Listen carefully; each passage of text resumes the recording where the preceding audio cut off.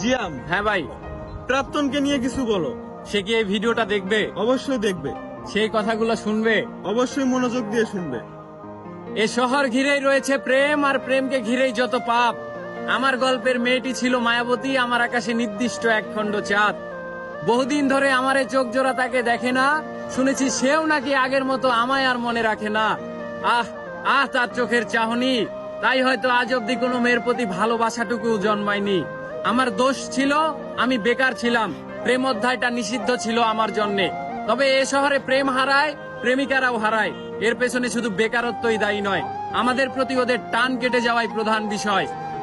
আমার সাথে প্রেম থাকাকালীন অবস্থায় আমি তার গায়ে স্পর্শ করিনি, তার সতীত্ব নষ্টের কারণ হতে চাইনি। তবে আমার প্রেমিকা বড্ড নীতিবান, সে তার বর্তমান প্রেমিকের সঙ্গে অশ্লীলতা করে। আমার এ করুণ অবস্থায় আজ তীব্র হারে অনুশোচনা করে।